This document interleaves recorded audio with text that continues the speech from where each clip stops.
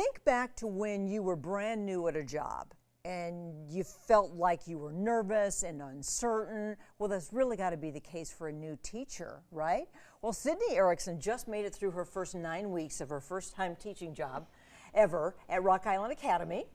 And she's still here in one piece. I am. 9 weeks later. So we had Sydney here, well, at the very beginning of the school year. Yeah.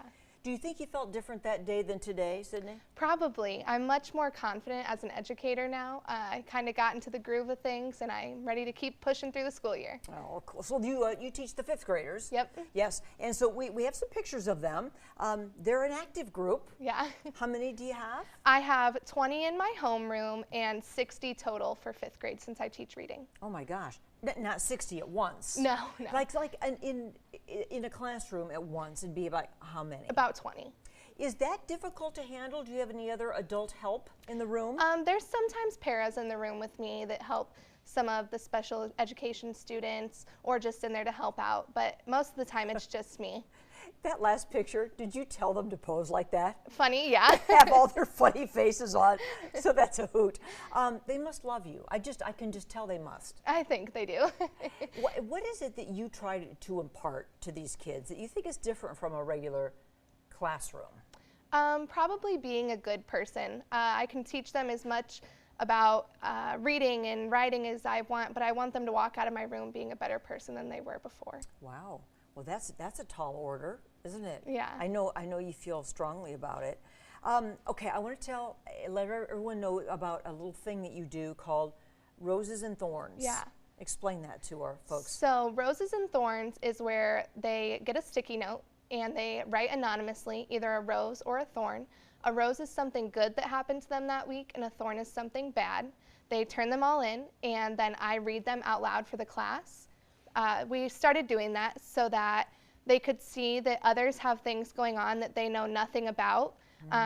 It might be something like, my power got turned off, or my dog ran away, or it could be, I got a 3 on my ELA test, just to show them that they need to be nice to others because they have no idea what's going on. So here they are, and some of them I see you blurred out because you didn't want to share everything, but you post those, and then everybody can come up and take a look at them or read them. And I'm sorry, is it anonymous or not? It is anonymous. It is anonymous. Okay, so I have a good teacher. Well, that's a rose, right? Yeah. Look at that thorn. I am sad and I'm never good enough. Yeah. Some of those are heartbreaking. Yeah. So what do you do when you hear one like that or you see one like that? So it's really hard. I have to, since I read them out loud for the class, I have to like take a second and get ready to read it. Sometimes like some of them have very distinct handwriting, so I can tell whose they are, and that's even harder for me. Wow, Sydney. Yeah. That one in front there says, I have no friends. So when you say that out loud to the class, do you feel a reaction? How do the kids react when they hear? There's sometimes gasps, there's sometimes it's, or, like you can tell that they're feeling bad for whoever wrote those things. What do you think how do you think that helps that kid whose note you just read? I think that shows them that others do care about how they feel, whether it's me or the rest of their class. Wow. How often do you do it? Once a week. Once a week? Have they changed? Has the personality of those notes changed in these weeks? Some of them have. I can tell that kids have gotten more comfortable sharing those things. Some of them, never have a thorn, or they say, I don't have anything new this week. And I'm, well, just think of something, anything that you want to share. Do all of them always have something that's a rose, that's something positive for the week? I have never had all roses. Never all roses. Have you ever seen one, a thorn, that you thought, I can't read that out loud? Yeah, I have. And I wonder do you have any idea what that child is thinking who didn't get it read out loud?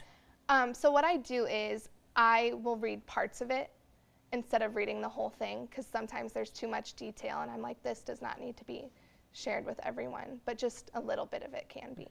Have you ever counseled any of these kids on separately, alone, about any of these? So I try to let them keep it anonymous. If there's one that is something about something going on at home and I can tell whose it is, I might pull them aside and be like, hey, are you okay? But most of the time, we leave it in our roses and thorns. Sydney, it's so huge. Have you ever shared with other teachers or your principal about doing this? Yeah, I've told some of the teachers at my school. I've posted it on my Facebook before, and some other teachers at other schools have really liked the idea, and I hope that they incorporate that into their classroom. Wow. Well, you're doing a lot of innovative things, and I know you're excited about that. What do you think? I know we're going to visit with you every few weeks now. So what do you have that you want to do in these next couple of weeks that you think would be different that you'd like to share with us? Do you know yet? Do you have something going on that's new? I'm not sure yet. You're just kind of take this fall break. Yeah, when is that happening? This is this week and next week. I go back the 17th. Oh, so you guys have a fall break. Yeah. Well, you're not going to have anything to share next time except I just rested. Yeah. Well, I know you take your job so seriously and in a very loving way too, Sydney. So that's good for all of us to see as parents and grandparents. Yeah. That teachers like you are coming up.